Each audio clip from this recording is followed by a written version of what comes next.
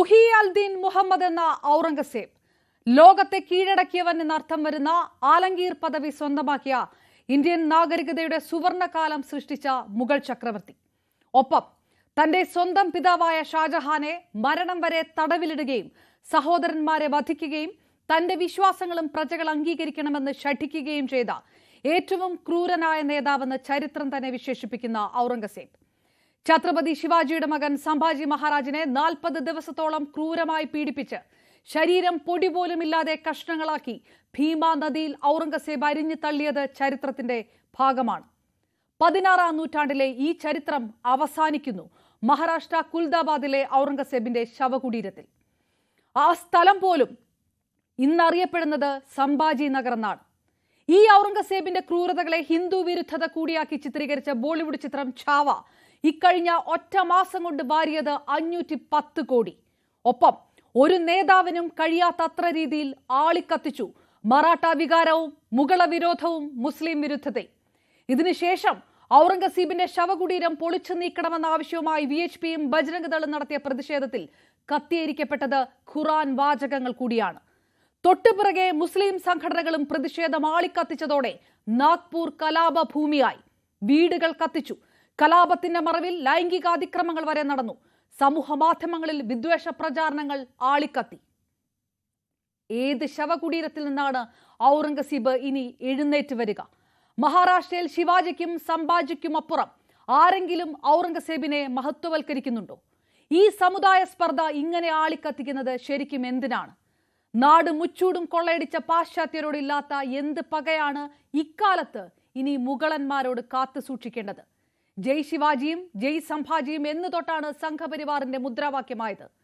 നാഗ്പൂർ കത്തിക്കുന്നത് ആരാണ്? പരിശോധിക്കുന്നു സ്പെഷ്യൽ ഡിബേറ്റ്. സ്വാഗതം. പാനലിൽ ചേരുന്നു വലത് നിരീക്ഷകനായ രാഹുൽ ഈശ്വർ, ഇടത് നിരീക്ഷകൻ അഡ്വക്കേറ്റ് N ലാൽകുമാർ, രാഷ്ട്രീയ നിരീക്ഷകൻ ഷാബു പ്രസാദ്, മുസ്ലിം ലീഗ് നേതാവ് അഡ്വക്കേറ്റ് ഷാഹുൽ ഹമീദ് എന്നിവർ.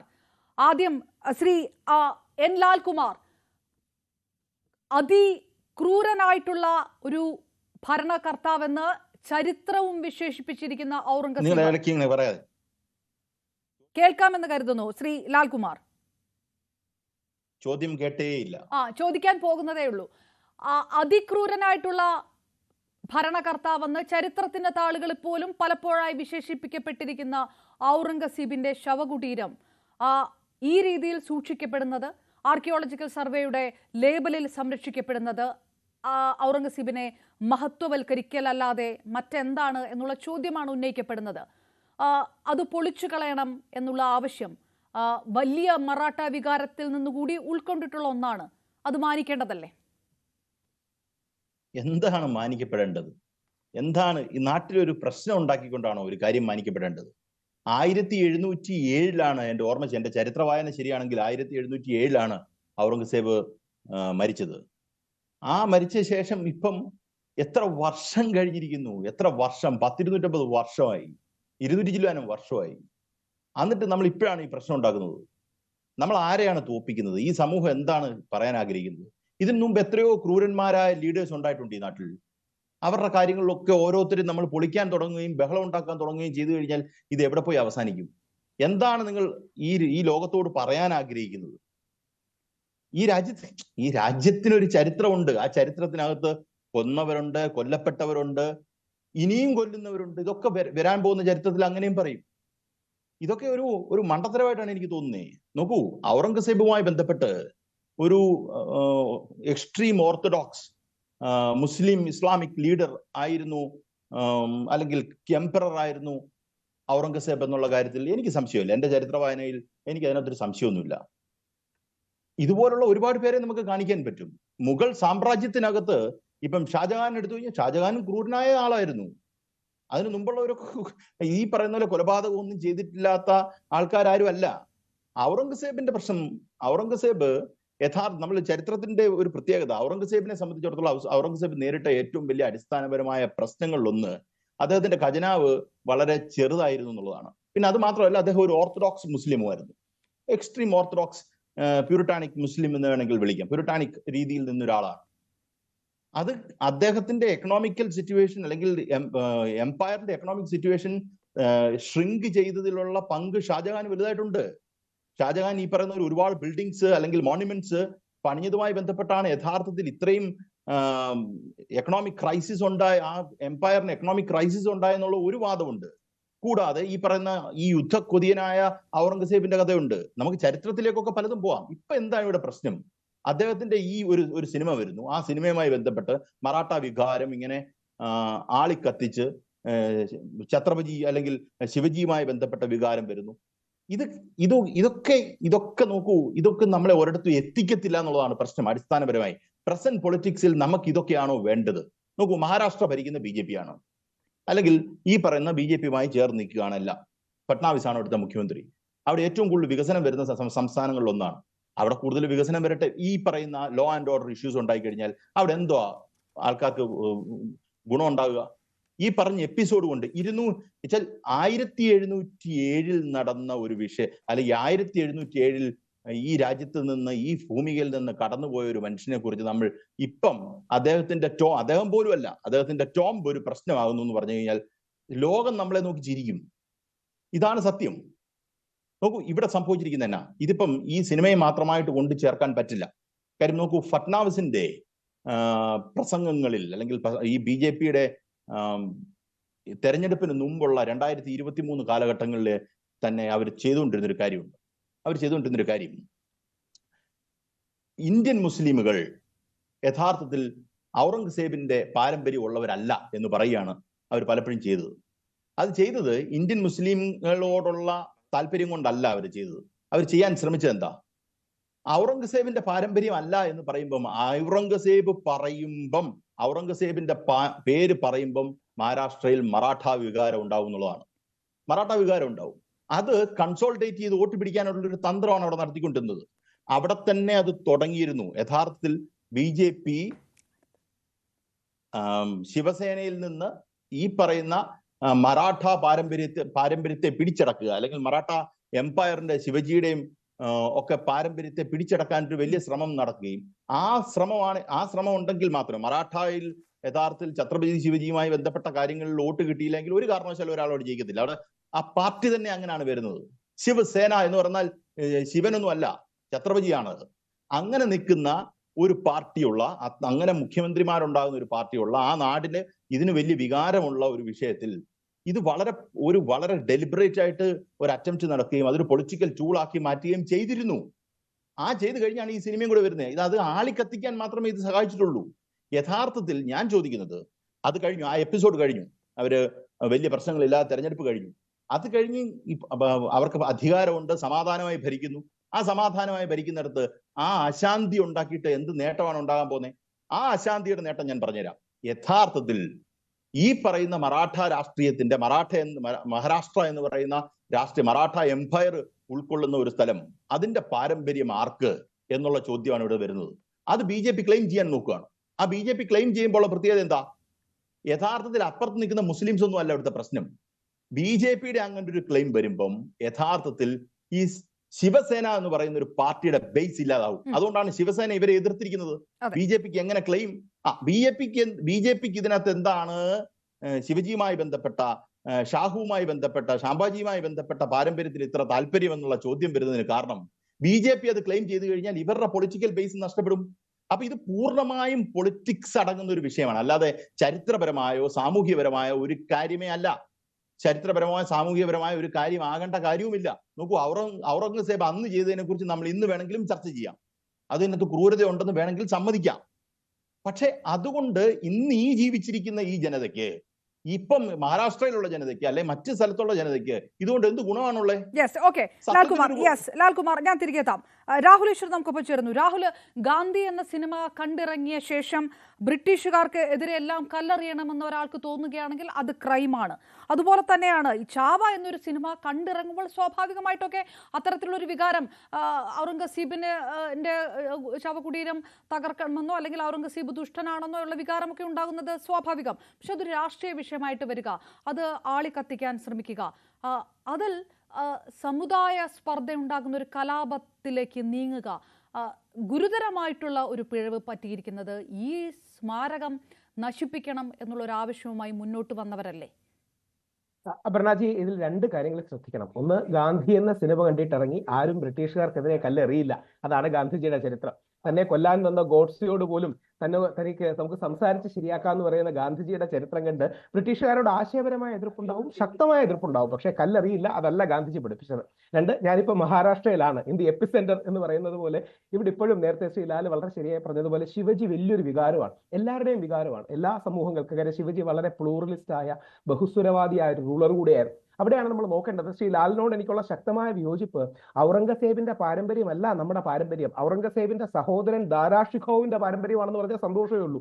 കാര്യം ദാരാഷിഖോവ് വളരെ ബഹുസ്വരവാദിയായ, അല്ല ഞാൻ പറഞ്ഞത് ഔറംഗസേബിന്റെ പാരമ്പര്യത്തെ ഇൻവോക്ക് ചെയ്തുകൊണ്ട് പറഞ്ഞതാ.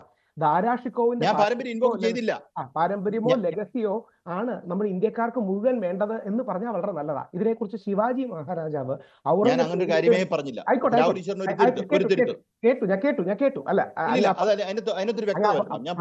പാരമ്പര്യം എന്ന വാക്ക് ഇൻവോക്ക് ചെയ്തുകൊണ്ട് ഞാൻ സൂചിപ്പിച്ചത് ഞാൻ പറഞ്ഞിട്ടില്ല. അതുകൊണ്ടാണ് പ്രശ്നമുണ്ട് അതിനകത്ത്. ഞാൻ പറഞ്ഞത് ഞാൻ ഒന്നുകൂടെ പറയാം. ഈ പറയുന്ന ഇന്ത്യയിലെ മുസ്ലിം സമൂഹങ്ങൾക്ക് യഥാർത്ഥത്തിൽ ഔറംഗസേബിന്റെ പാരമ്പര്യമല്ല എന്ന രാഷ്ട്രീയ ആയുധം ഉപയോഗിച്ചു. അതുവഴി മറാഠ വികാരത്തെ ഒന്നിപ്പിച്ച് നിർത്താൻ ശ്രമിച്ചു എന്ന് മാത്രമേ ഞാൻ പറഞ്ഞുള്ളൂ. ഇന്ത്യയിലെ മുസ്ലിങ്ങൾക്ക് ഔറംഗസേബിന്റെ പാരമ്പര്യം അല്ല. ഇന്ത്യയിലെ മുസ്ലിങ്ങൾക്ക് ആയിക്കോട്ടെ, ഇന്ത്യയിലെ മുസ്ലിങ്ങൾക്ക് യഥാർത്ഥത്തിൽ അക്ബറിന്റെയോ ദാരാഷിഖോവിന്റെയോ പാരമ്പര്യമാണ്. കാര്യം ദാരാഷിഖോവ് കുറെ കൂടി സൂഫി ലൈനിനോട് ചേർന്ന് നിൽക്കുന്നതായിരുന്നു. ഔറംഗസേബിന്റെ പോളിസീസ് കുറെ കൂടെ ഇസ്ലാമിസ്റ്റ് ആയിരുന്നു. മഹാനായ ശിവാജി മഹാരാജാവ് ഔറംഗസേബിന് എഴുത്തെഴുതുന്നുണ്ട്, അങ്ങയുടെ മുത്തശ്ശൻ അക്ബറിന്റെ പോളിസീസ് അല്ല അങ്ങ് പിന്തുടരുന്നത്, ഹിന്ദുക്കളെ പെർസിക്യൂട്ട് ചെയ്യുന്ന ഒരു പോളിസീസാണ്. പല ക്ഷേത്രങ്ങളടക്കം പല കാര്യങ്ങളോടും തെറ്റായ സമീപനങ്ങളാണ് അങ്ങ് സ്വീകരിക്കുന്നത്. ഇനി വേറൊരു കോണ്ടെക്സ്റ്റിൽ ധാരാഷിക്കോ അടക്കമുള്ളവർ വേദാന്തവും സൂഫിസവും ഒരുമിച്ച് പോകണമെന്ന് പറഞ്ഞാൽ അപ്പൊ ഔറംഗസേബിനെതിരെ ഒരു ഗ്രൗണ്ട് റിയാലിറ്റി ഉണ്ട്. പക്ഷേ ശരിയായി പറഞ്ഞതുപോലെ ഒരാളുടെയും ശവകുടീരം പൊളിച്ചുകൊണ്ട് നമുക്ക് ഒന്നും നേടാൻ പോകുന്നില്ല. അതായത് ചരിത്രത്തിൽ നമുക്ക് ജീവിക്കാൻ പറ്റില്ല, ചരിത്രത്തിൽ നിന്ന് പാഠം ഉൾക്കൊള്ളാനേ പറ്റൂ. അതുകൊണ്ട് ഛാവ സിനിമ ഞാൻ ഇവിടെ വെച്ചാണ് ഛാവ സിനിമ കണ്ടത്. ഗംഭീരമായ റിസപ്ഷനും കാര്യങ്ങളുമാണ്. പക്ഷെ നേരത്തെ സൂചിപ്പിച്ചതുപോലെ അത് കണ്ട് ഇന്ന് പ്രതികാരം തീർക്കാൻ ആരും ഇറങ്ങി തീർക്കുന്നതിൽ അർത്ഥമില്ല. പക്ഷെ എനിക്ക് വളരെ നന്നായി തോന്നിയത് ദേവേന്ദ്ര ഫട്നാവിസിന്റെ സ്റ്റേറ്റ്മെന്റ്. വളരെ ക്ലിയർ ആയിട്ട് അദ്ദേഹം പറയുകയുണ്ടായി, നമുക്ക് ഒരു കാരണവശാലും ഈ ശവകുടീരം തകർക്കാൻ ഗവൺമെന്റ് അനുവദിക്കില്ല, ഗവൺമെന്റ് സംരക്ഷിക്കാൻ പ്രതിജ്ഞാബദ്ധമാണ്. RSSന്റെ ഔദ്യോഗിക പ്രസ്താവന വളരെ സ്വാഗതാർഹമാണ്. ഇന്ന് ഔറംഗസേബ് പ്രസക്തമല്ല എന്ന് RSS പറയുന്നത് ഒരർത്ഥത്തിൽ മതസൗഹാർദ്ദത്തിന് വേണ്ടിയും സാമുദായിക സ്പർദ്ധകൾ ഉണ്ടാവരുത് എന്ന് വിചാരിച്ചും കൂടാണ്. അവിടെയാണ് ഇത്തരം സിനിമകൾ വരുമ്പോൾ അൺട്രസ്റ്റ് ഉണ്ടാകുന്നത്. ഒരു കാരണവശാലും നല്ലതല്ല. ചരിത്രത്തിൽ രാഹുൽ അതല്ലാതെ, രാഹുൽ ചരിത്രപരമല്ലാതെ ഈ സംഭാജി ജയ് സംഭാജി എന്ന് പറഞ്ഞുകൊണ്ട് ഈ പ്രതിഷേധം നടത്തുന്നതിലെ ഒരു കോൺട്രാഡിക്ടറി ഒരു സ്റ്റേറ്റ്മെന്റ് ഉണ്ട്.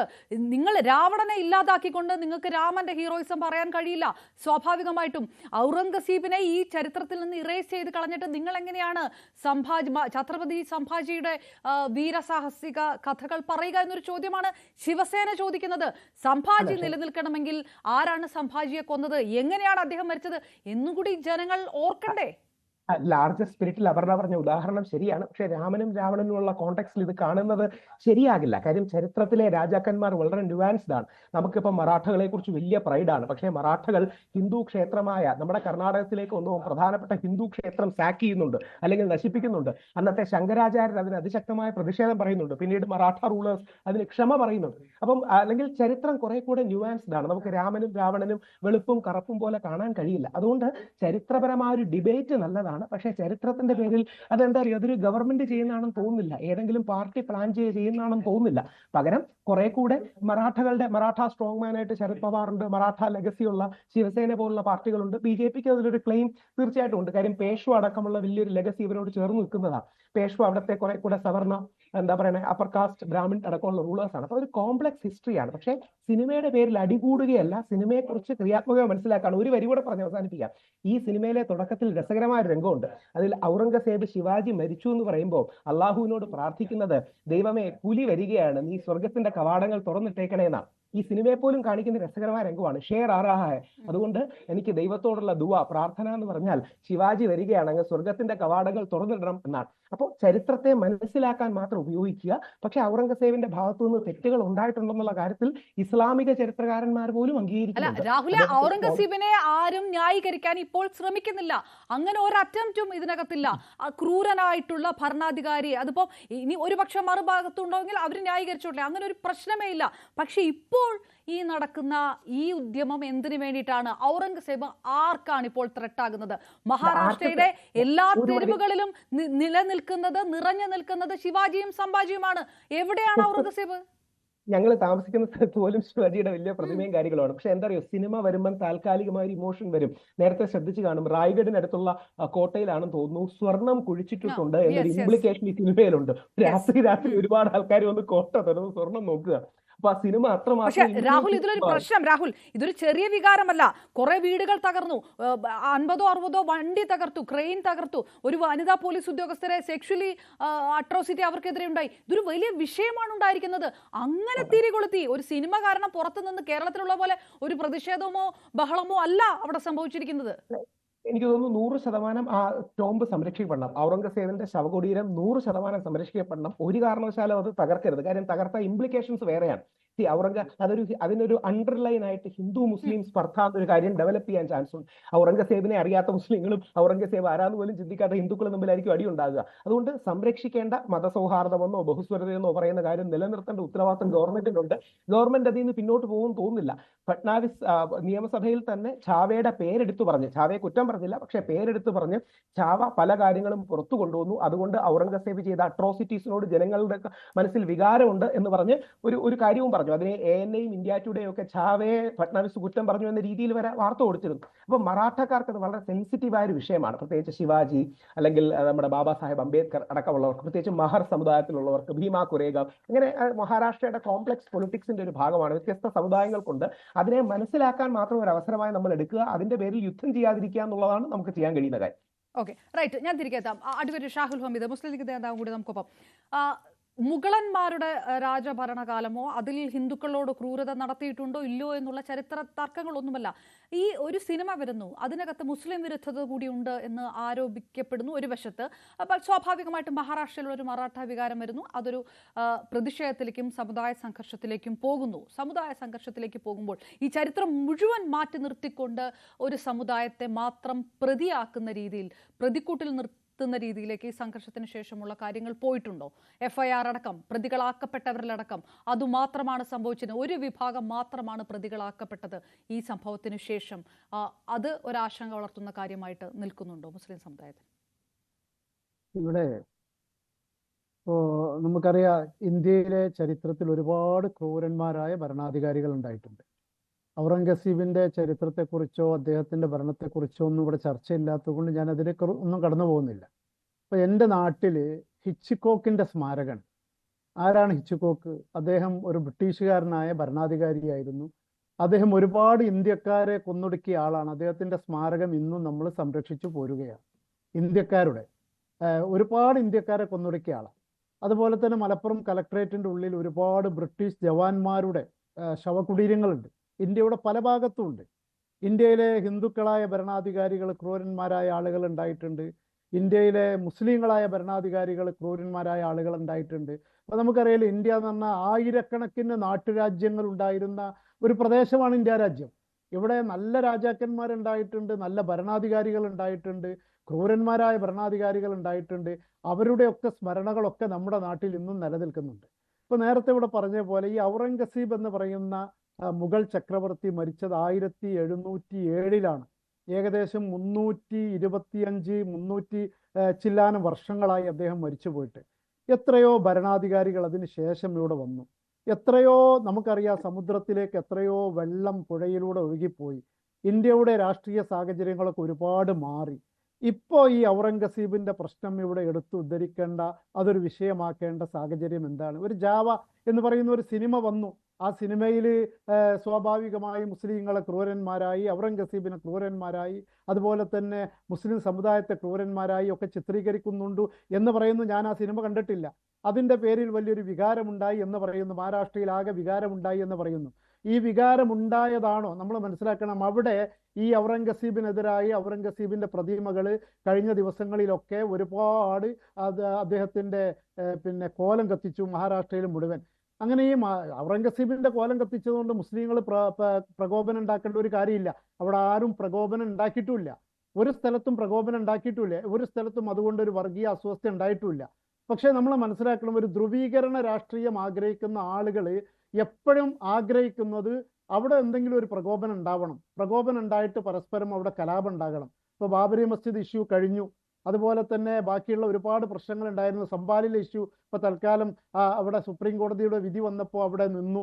അതുപോലെ തന്നെ ഏക സിവിൽ നിയമം അത് വലിയ ഇഷ്യൂ ആയിട്ട് കൊണ്ടുവരാൻ സാധിക്കണില്ല. എന്തായാലും ഒരു ശത്രുവിനെ സൃഷ്ടിച്ച് അവിടെ ഒരു ധ്രുവീകരണ രാഷ്ട്രീയം ഉണ്ടാക്കണമെന്ന് ഈ ആളുകളുടെ ഒരു ലക്ഷ്യമാണ്. ഇപ്പൊ നമുക്കറിയാലോ അവസാനം എന്താ ഉണ്ടായത്? അവിടെ പ്രകോപനം ഉണ്ടാക്കാൻ വേണ്ടിയിട്ട് അവിടെ ഖുർആന്റെ കോപ്പി കത്തിച്ചു എന്നാണ് പറയുന്നത്. ഖുർആന്റെ കോപ്പി കത്തിച്ചാൽ സ്വാഭാവികമായിട്ട് ഔറംഗസീബിന്റെ കോലം കത്തിച്ചാൽ മുസ്ലിങ്ങൾ പ്രകോപിതരാവണം എന്നില്ല. കാരണം എന്താ വെച്ചാൽ ഔറംഗസീബ് മുസ്ലിങ്ങളുടെ പ്രവാചകനൊന്നുമില്ല. ആയിരക്കണക്കിന് ഭരണാധികാരികൾ മുസ്ലിം ലോകത്തുണ്ടായിട്ടുണ്ട്. അതിൽപ്പെട്ട ഒരു ഭരണാധികാരി മാത്രമാണ് ഔറംഗസീബ്. ഔറംഗസീബിന്റെ ചരിത്രമോ അദ്ദേഹത്തിന്റെ കാര്യങ്ങളോ ഒക്കെ നമുക്കറിയാം. ഒരുപാട് നല്ല കാര്യങ്ങൾ പറഞ്ഞിട്ടുണ്ട്. അതുപോലെ തന്നെ അദ്ദേഹത്തിന്റെ ക്രൂരമായ ഒരുപാട് സംഭവങ്ങൾ ചരിത്രത്തിൽ പറയുന്നുണ്ട്. അതുകൊണ്ട് അത് ന്യായീകരിക്കേണ്ട ആവശ്യമൊന്നും ഇന്ത്യയിലെ മുസ്ലിങ്ങൾക്കില്ല. പക്ഷേ ഖുർആൻ എന്ന് പറഞ്ഞാൽ, അതുപോലെ രാമായണം, മഹാഭാരതം, ബൈബിൾ എന്നൊക്കെ പറഞ്ഞ ഒരു പ്രത്യേക വിഭാഗത്തിന്റെ വലിയ ഒരു വികാരമാണ്. അത് കത്തിച്ചുകൊണ്ട് പ്രകോപനം ഉണ്ടാക്കുക. ഇത് കത്തിക്കുക എന്ന് പറഞ്ഞാൽ ഖുർആനോടുള്ള വിദ്വേഷം കൊണ്ടൊന്നും ആയിരിക്കൂല. അവിടെ മുസ്ലിങ്ങൾ പ്രകോപിതരാവണം, ഒരു കലാപത്തിലേക്ക് പോവണം. അത് ഇന്ത്യ രാജ്യത്തെ എല്ലാ കാലത്തും നമ്മൾ കണ്ടതാ. ഇപ്പൊ എങ്ങനെ BJP അധികാരത്തിൽ വന്ന് 1984 ഇന്ദിരാഗാന്ധി വെടിയേറ്റ് മരിച്ച ആ തെരഞ്ഞെടുപ്പിൽ 2 സീറ്റുള്ള BJP എങ്ങനെ ഇന്ത്യ രാജ്യത്ത് ഇത്ര വലിയ പാർട്ടിയായത്? അവര് ഗുജറാത്തിലെ സോമനാഥ ക്ഷേത്രത്തിൽ നിന്നും ആരംഭിച്ച വലിയ രഥയാത്ര അദ്വാനിയുടെ നേതൃത്വത്തിൽ ഉത്തരേന്ത്യയുടെ പ്രാന്തപ്രദേശങ്ങളിലൊക്കെ 5 ലക്ഷത്തോളം വരുന്ന ഗ്രാമങ്ങളിൽ വർഗീയമായ അസ്വാസ്ഥ്യമുണ്ടായി എന്നും കലാപമുണ്ടായി എന്നും 10,000-കണക്കിന് ആളുകൾ മരിച്ചു എന്നൊക്കെ നമ്മൾ ചരിത്രത്തിലൂടെ കേൾക്കുകയാണ്. അങ്ങനെ ഒരു വൈകാരികമായ പ്രശ്നം ഉണ്ടാക്കി അതിലൂടെ BJPക്ക് പിന്നത്തെ തെരഞ്ഞെടുപ്പിൽ 86 സീറ്റ് ഉണ്ടായി. അതിലൂടെ പിന്നെയും ബാബരി മസ്ജിദ് ഇഷ്യൂ വലിയ സംഭവമാക്കി മാറ്റിയാൽ അത് ഒറ്റക്കാര്യം പരിശുദ്ധ ഖുർആന് ഒന്നും പറ്റിയിട്ടില്ല, അത് റൂമേഴ്സ് ആണ് എന്ന് കൃത്യമായി പോലീസ് ബാക്കി മീഡിയ ഔട്ട്ലെറ്റ് എല്ലാം പറഞ്ഞിട്ടുണ്ട്. അവിടെ പരിശുദ്ധ ഖുർആനോ ഗീതയോ ബൈബിളോ അങ്ങനെ ഒരു വിശുദ്ധ പുസ്തകവും ഒരു തരത്തിലും അത് അപകീർത്തിപ്പെടുത്തിയിട്ടില്ല. ഒരു ഇന്ത്യക്കാരനും ഇത് ചെയ്യുകയില്ല. അത് റൂമേഴ്സ് ആയിരുന്നു. രാഹുൽ ആയിരിക്കാം, പക്ഷേ ഈ 230ഓളം സോഷ്യൽ മീഡിയ പ്രൊഫൈലാണ് ഇപ്പോൾ സ്കാൻ ചെയ്തുകൊണ്ടിരിക്കുന്നത് NIA. ബംഗ്ലാദേശിൽ നിന്ന് ഉള്ള തീവ്രവാദ ഗ്രൂപ്പുകൾ പോലും ഈ സംഘർഷത്തിന് മറുവശത്ത് നിൽക്കുന്നുണ്ട് എന്നാണ് പറയപ്പെടുന്നത്. ഇതിനാരാണ് തിരിയിട്ട് കൊടുത്തതെന്നുള്ളതാണ്. ഇങ്ങനെ തീവ്രവാദ ഗ്രൂപ്പുകൾ വരികയും അവരിത് ആളിക്കത്തിക്കാൻ ചെയ്യുകയും ചെയ്തതിന് കാരണം ആരാണെന്നുള്ളതാണ്. ഇങ്ങനെ ആരാ തിരിയിട്ടെന്നറിയില്ല. പക്ഷെ വെള്ളം ഒഴിക്കേണ്ട പണി നമ്മുടെയാണ്. ഇതിനെ എണ്ണ ഒഴിക്കാതെ വെള്ളം ഒഴിക്കേണ്ട പണി നമ്മുടെയാണ് എന്നുള്ള തിരിച്ചറിവ് ഇന്ത്യക്കാർക്ക് മതി. കാര്യം ഇതിന്റെ പേരിൽ അങ്ങോട്ടും ഇങ്ങോട്ടും അടികൂടുകയല്ല. ഞാൻ അദ്ദേഹം പറഞ്ഞ ക്ഷമിക്കണം ഇടയ്ക്ക് പറഞ്ഞതിന്. കാര്യം ഇത് മാത്രം ഉദ്ദേശിച്ചാണ് പറഞ്ഞത്. കാര്യം പരിശുദ്ധ ഖുറാനെ കുറിച്ചോ അല്ലെങ്കിൽ എനിക്ക് ഗീതയെ കുറിച്ചോ വേറൊരാൾക്ക് ബൈബിളിനെ കുറിച്ചോ പറയുമ്പോൾ വികാരം ഉണ്ടാകും, സ്വാഭാവികമാണ്. അതുകൊണ്ട് ഖുറാൻ അങ്ങനെ ഒന്നും സംഭവിച്ചില്ല. ആര് തിരിയിട്ടാലും നമ്മൾ എണ്ണ ഒഴിക്കാതെ വെള്ളം ഒഴിക്കണമെന്ന് മാത്രമേ പറയാനൂ. ഞാൻ പറയട്ടെ ഒരു മിനിറ്റ്. ഇതിൽ പരിശുദ്ധ ഖുർആൻ തീയിട്ടു എന്ന് പറയുന്ന റൂമർ പ്രചരിപ്പിക്കാനും 2 വിഭാഗം ആളുകളും ശ്രമിക്കും. കാരണം ഇതിൽ ഞാൻ ഒരു വിഭാഗത്തെ മാത്രമല്ല കുറ്റം പറയുന്നത്. ഇത് രാജ്യശത്രുക്കൾ ആരാണോ, അത് ഹിന്ദു മുസ്ലിം വിദ്വേഷം ഉണ്ടാക്കാൻ ശ്രമിക്കുന്ന ആളുകൾ ആരാണെങ്കിലും ശരി രാജ്യത്തിന്റെ ശത്രുക്കളാണ്. ഇങ്ങനെ വലിയൊരു സംഭവം ഉണ്ടായി. ഈ സംഭവം ഇവിടെ ആവർത്തിക്കാൻ പാടില്ല. കാരണം നമ്മുടെ രാജ്യമാണ് ലോകത്തിലെ ഏറ്റവും കൂടുതൽ മതവിശ്വാസമുള്ള രാജ്യം. നമ്മുടെ രാജ്യമാണ് ലോകത്തിലെ ഏറ്റവും കൂടുതൽ വൈവിധ്യമാർന്ന സംസ്കാരമുള്ള രാജ്യം. നമ്മുടെ രാജ്യമാണ് ലോകത്തിൽ ഏറ്റവും കൂടുതൽ ഭാഷകൾ സംസാരിക്കുന്ന രാജ്യം. ഈ രാജ്യത്ത് വൈകാരികമായി ചെറിയൊരു പ്രശ്നം ഉണ്ടാക്കി ഒരു കലാപം ഉണ്ടായാൽ ഇത് നാളെ മഹാരാഷ്ട്രയിൽ ഒതുങ്ങി നിൽക്കുമെന്ന് നമുക്ക് പറയാൻ പറ്റുമോ? അതാണ് വിഷയം. ഞാൻ തിരികെത്താം. ശ്രീ ഷാബു പ്രസാദ്, ഔറംഗസീബിനെ ന്യായീകരിക്കാൻ ആരും വരുന്നില്ല. ഏതെങ്കിലും ഒരു ചരിത്ര പുസ്തകത്തിൽ എന്തെങ്കിലും നല്ല വാക്കുകൾ ഉണ്ടെങ്കിൽ അതുപോലും ആൾക്കാർക്ക് തിരുത്താവുന്നതാണ്. വിഷയം ഗജേന്ദ്ര സിംഗ് ഷെഖാവത്തിന്റെ ചുമതലയിലുള്ള യൂണിയൻ മിനിസ്ട്രി ഓഫ് കൾച്ചറിന്റെ കീഴിൽ വരുന്ന ആർക്കിയോളജിക്കൽ സർവേ, അവരാണ് ഈ ശവകുടീരം സംരക്ഷിക്കുന്നത്. ശവകുടീരമാണ്, മെമ്മോറിയൽ അല്ല, ടോംബ് മാത്രമാണ്. അപ്പോൾ സ്വാഭാവികമായിട്ടും ശിവസേന പറയുന്നത് ഈ സുരക്ഷ പിൻവലിക്കാം. ഇനി സംരക്ഷിത സ്മാരകം എന്നുള്ളൊരു പദവി ഉണ്ടെങ്കിൽ അതും പിൻവലിക്കാം. ഇതൊക്കെ കേന്ദ്രത്തിന്റെ കയ്യിൽ നിന്നിരിക്കുന്ന കാര്യമാണ്.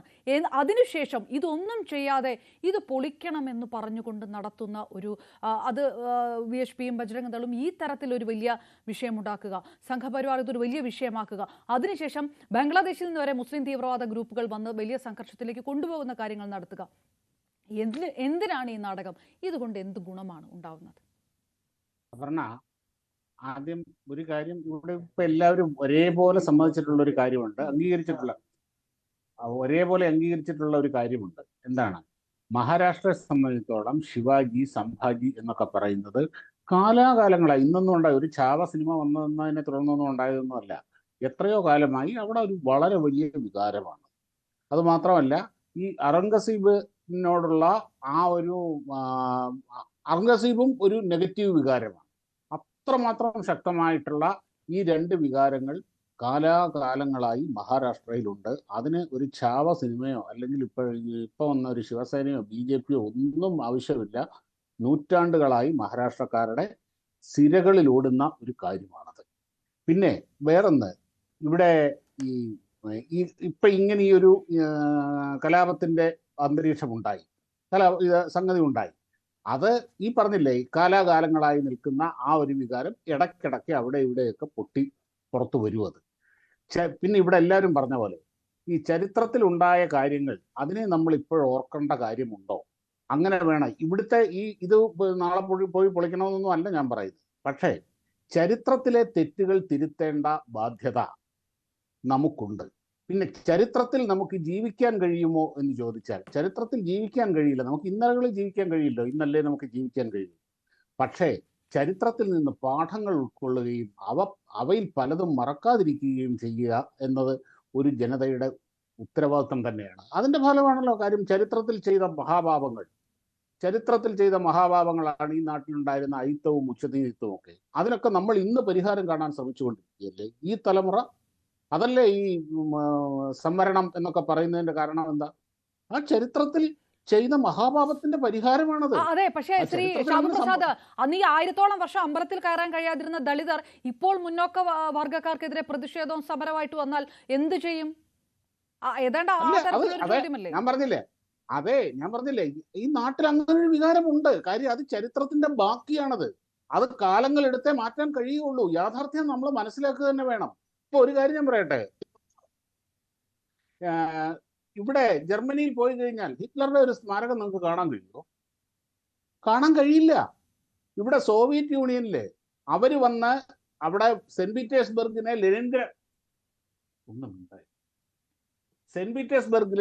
അവർ ലെനിൻഗ്രാഡ് ആക്കി. അതിനുശേഷം കമ്മ്യൂണിസം തകർന്നതിന് ശേഷം തിരിച്ച് അവർ ലെനിൻഗ്രാഡിനെ സെന്റ് പീറ്റേഴ്സ്ബർഗ് ആക്കി. അവിടെ ലെനിന്റെയും സ്റ്റാലിന്റെയും ഇവരുടെയൊക്കെ പ്രതിമ റോഡിലിട്ട് ഫുട്ബോൾ തട്ടുകയായിരുന്നു. ചരിത്രത്തിന്റെ ബാക്കിയാണത്. ആ ചരിത്രം എന്ന് പറയുന്നത് വെറും കേവലം നിർജീവമായ സ്ഥിതിവിവരക്കണക്കുകളല്ല. അതൊരു ജൈവികമായ വസ്തുതയാണ്, ഒരു ഓർഗാനിക് എൻറ്റിറ്റിയാണത്. അതിൻ്റെ അനുരണനങ്ങൾ, അതിൻ്റെ റിയാക്ഷൻസ് തലമുറകളിൽ ഉണ്ടാകും. പക്ഷെ നമ്മൾ അതിനെ വേണ്ട രീതിയിൽ കൈകാര്യം ചെയ്യാതിരിക്കുമ്പോഴും അതിനെ അഡ്രസ്സ് ചെയ്യാതിരിക്കുമ്പോഴും അതൊക്കെ അങ്ങ് മറന്നേക്ക് എന്ന് പറഞ്ഞ് സമീപിക്കുമ്പോഴുമാണ് അത് പലപ്പോഴും വലിയ വലിയ പ്രശ്നങ്ങളിലേക്ക് പോകുന്നത്. ഇവിടെ ഞാൻ പറഞ്ഞല്ലോ, ഇവിടെ ഈ മഹാരാഷ്ട്രയിൽ ഉടനീളം അവിടുത്തെ ജനങ്ങളിൽ ഈ ശിവജിയും സംഭാജിയും ഔറംഗസീബും ആ ചരിത്രത്തിലെ ആ സംഭവങ്ങളെല്ലാം നിറഞ്ഞു നിൽക്കുന്നുണ്ട്. അതിനെ ശരിയായ രീതിയിൽ അഡ്രസ്സ് ചെയ്യാതെ അതിനെ നെഗറ്റീവായിട്ട് കാണുമ്പോഴും അതിനെ അവഗണിക്കുമ്പോഴുമാണ് അത് പല പ്രശ്നങ്ങളായി മാറുന്നത്. ഇവിടെയും സംഭവിച്ചത് അതേപോലെ അതിനെ ഒരിക്കലും ഞാൻ ന്യായീകരിക്കുകയല്ല. ഇവിടെയും അങ്ങനെയാണ് സംഭവിച്ചത്. എന്തായാലും സർക്കാർ അത് ഫലപ്രദമായി കൈകാര്യം ചെയ്തിട്ടുണ്ട്. അപ്പോൾ ഞാൻ ചോദിക്കുന്ന ഒരു വിഷയം, നമ്മൾ ഈ സംഘർഷത്തിന്റെ വിഷയത്തിലാണ് ചോദിക്കുന്നത്. അതൊട്ട് തീർന്നിട്ടുമില്ല. ഈ വിഷയത്തിൽ വളരെ എളുപ്പം, ഇതിപ്പോ ആ സിനിമയ്ക്ക് മുമ്പ് തന്നെ, സിനിമയുടെ ആവശ്യമൊന്നുമില്ല. ഈ പറഞ്ഞ പോലെ ഈ ഗുൽദാബാദ് പോലും സംഭാജി നഗറാണ്. മഹാരാഷ്ട്രയെ സംബന്ധിച്ചിടത്തോളം ഇത് തന്നെയാണ് അവസാന വാക്കുകൾ. എളുപ്പത്തിൽ സംരക്ഷിത സ്മാരകം എന്നുള്ള ആ പദവി വേണമെങ്കിൽ എടുത്തു കളയാം. ആ തരത്തിലാണ് ചരിത്രം കൊണ്ട് അപമാനിക്കാൻ, ഔറംഗസീബിനെ അപമാനിക്കണമെന്ന് കരുതുന്നുണ്ടെങ്കിൽ അതാകാം. ഈ ചാവ കണ്ടിറങ്ങിയ മിക്കവർക്കും ചിലപ്പോൾ അതായിരിക്കും തോന്നുന്നുണ്ടാവുക. അത്തരത്തിൽ ചില നടപടികൾക്ക് പോയാൽ മതി.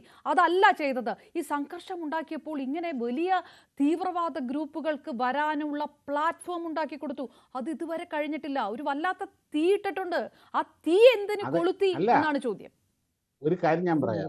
ഇപ്പൊ ഇവിടെ ഈ ഛാവ സിനിമ വന്നില്ലെങ്കിലും ഈ തീവ്രവാദ ഗ്രൂപ്പുകൾ ഇങ്ങനെയുള്ളവർ ഏതെങ്കിലുമൊക്കെ തരത്തിൽ എവിടെയെങ്കിലുമൊക്കെ പ്രശ്നമുണ്ടാക്കാൻ ശ്രമിക്കുക തന്നെ ചെയ്യും. ഇപ്പോൾ ഛാവ എന്നൊന്ന് പറയുന്നു എന്നുള്ളതേ ഉള്ളൂ. അത് ഇവിടെ ഇപ്പൊ ഞാൻ പറയാം, ഇവിടെ 2020 ഡൽഹിയിലെ കലാപം, പിന്നീട് രാജ്യത്തിൽ പലയിടത്തും ഉണ്ടായ കലാപങ്ങൾ, ഇതിലൊക്കെ ഈ അന്താരാഷ്ട്ര ബന്ധങ്ങളും അന്താരാഷ്ട്ര ഗൂഢാലോചനയും ഉണ്ടായിരുന്നു ഈ രാജ്യത്ത്. അതുപോലെ 2020 രാജ്യത്തുടനീളം ഉണ്ടായ ഇതിന്റെ പൗരത്വ ഭേദഗതി നിയമത്തിനെതിരെ രാജ്യം മുഴുവനും ഉണ്ടായ കലാപത്തിൽ അന്താരാഷ്ട്ര ഗൂഢാലോചനകളും അന്താരാഷ്ട്ര ഈ രീതിയിലുള്ള ബന്ധങ്ങളൊക്കെ വളരെ എവിഡന്റ് ആയിട്ട് കണ്ടെത്തിയിട്ടുണ്ട്. അത് പുറത്തു വന്നിട്ടുണ്ട്. അതെന്തായാലും അത് ഇവർ തക്കം പാർത്തിരിക്കുകയാണ്. എവിടെയെങ്കിലും കിട്ടുന്ന ചാൻസിൽ ഉണ്ടാകും. ഇപ്പൊ അതിന് ഈ ഛാവ സിനിമ വേണമെന്നോ അല്ലെങ്കിൽ ഇങ്ങനൊരു സംഭവം വേണമെന്നോ ഒന്നുമില്ല. അത് എന്തെങ്കിലും ഒരു കാരണത്തിൽ അത് പുറത്തു വരും. അതുണ്ടായിക്കൊണ്ടിരിക്കും. ഇപ്പൊ ഇവിടെ ഉണ്ടായിരിക്കുന്ന ഈ സംഘർഷത്തിൽ ഇപ്പൊ NIA അന്വേഷണത്തിലാണ്. അല്ല, അപ്പോൾ ശ്രീ ഷാബു പ്രസാദ്, ഇത് കണ്ട ജനങ്ങൾ അങ്ങനെ ചെയ്യട്ടെ. ഉണങ്ങിപ്പോയ മുറിവൊക്കെ വീണ്ടും വരുന്നുണ്ടെങ്കിൽ അവർ പ്രതിഷേധിക്കട്ടെ. പക്ഷെ മഹാരാഷ്ട്ര ഉപമുഖ്യമന്ത്രി അടക്കം ഈ വിഷയത്തിനകത്ത് ആളി കത്തിക്കുന്ന പ്രസ്താവന ഇടുന്നത് എന്തിനാണ്? ആ തരത്തിലുള്ള പ്രസ്താവനകൾ എന്തിനു നടത്തുന്നു? അതിന്റെ പിറകിൽ എന്താണ്? മറാഠ വികാരമാണോ രാഷ്ട്രീയമാണോ എന്നുള്ളതാണ് ചോദ്യം. ഇതിന്റെ ഞാൻ പറഞ്ഞില്ല, ഇവിടെ നമ്മുടെ രാഷ്ട്രീയത്തിൽ, നമ്മുടെ സമൂഹത്തിൽ, നമ്മുടെ രാഷ്ട്രീയത്തിൽ ഈ പറഞ്ഞ ചരിത്രവും വർത്തമാനവും മതവും മതവികാരങ്ങളും എല്ലാം കെട്ടുപിണഞ്ഞ് കിടക്കുന്നുണ്ട്. ഇപ്പൊ ഈ ഉപമുഖ്യമന്ത്രിയായാലും ആരായാലും ഇതിൻ്റെ അകത്ത് രാഷ്ട്രീയ താല്പര്യങ്ങളൊക്കെ ഉണ്ടാകും. എല്ലാവർക്കും ഇതിൻ്റെ അകത്ത് രാഷ്ട്രീയമുണ്ട്, എല്ലാവർക്കും രാഷ്ട്രീയ താല്പര്യങ്ങളുമുണ്ട്. ഇതൊക്കെ അതിനെ ആ രീതിയിലേ നമുക്ക് കാണാൻ കഴിയുള്ളൂ. കാര്യം ഇവിടുത്തെ ഒരു പ്രത്യേകിച്ച് മഹാരാഷ്ട്രയിലെ സിറ്റുവേഷൻ എന്ന് പറഞ്ഞു കഴിഞ്ഞാൽ വളരെ എക്സ്ട്രീം കോംപ്ലിക്കേറ്റഡ് ആയിട്ടുള്ള ഒരു സാമൂഹ്യ രാഷ്ട്രീയ അവസ്ഥയാണ് മഹാരാഷ്ട്രയിലേത്. അപ്പം അവിടെ ഒരു പ്രശ്നം ഉണ്ടാകാൻ വളരെ എളുപ്പമാണ്. അതിനെ ഓരോരുത്തർ അവരവരുടേതായ രീതിയിലായിരിക്കും അതിനോട് റെസ്പോണ്ട് ചെയ്യുകയും ചെയ്യുക. അല്ല ശ്രീ ഷാബു പ്രസാദ്, ഒന്നുകൂടെ ഞാൻ ചോദിക്കുന്നത്, ഇത് വെറുതെ പറഞ്ഞു പോകുകയല്ല. ബാക്കി ഉള്ള എല്ലാവർക്കുമെതിരെ കേസ് എടുക്കുമ്പോൾ ഈ കേസ് എടുത്തതിൽ മുഴുവൻ മുസ്ലിം സമുദായത്തിലുള്ളവർ മാത്രമാണ്. അതാണ് ശ്രീ ഷാബു പ്രസാദ്, കേസെടുത്തവരിൽ മുസ്ലിം സമുദായത്തിലുള്ളവർ മാത്രം. ഈ ഇത്രയും പ്രകോപനപരമായ പ്രസംഗം നടത്തിയ മന്ത്രി നിതീഷ് റാണയ്ക്കെതിരെ പോലും കേസില്ല. സ്വാഭാവികമായിട്ടും മറുവശത്ത് നിൽക്കുന്ന തീ എങ്ങനെ കെടും? ആ തീ ഇനിയും ആളില്ലേ? അല്ല, ഇത് പറഞ്ഞല്ലോ, പറഞ്ഞില്ല. ഇപ്പൊ ഇവിടെ തന്നെ പറഞ്ഞു, ഖുറാൻ കത്തിച്ചതായിട്ട് വാർത്ത വരുന്നു. ഖുറാൻ കത്തിച്ചതായിട്ട് വാർത്ത പറഞ്ഞ ആ റൂമർ പരത്തിയത് ആ ഹാൻഡിലുകളെ മുഴുവനും അറസ്റ്റ് ചെയ്തിട്ടുണ്ട്. ആ ഒരുപാട് ഹാൻഡിലുകൾ നിരീക്ഷണത്തിലാണ്. അവിടെയാണ് നമ്മൾ ഇതിന്റെയൊക്കെ പല താല്പര്യങ്ങൾ തിരിച്ചറിയേണ്ടത്.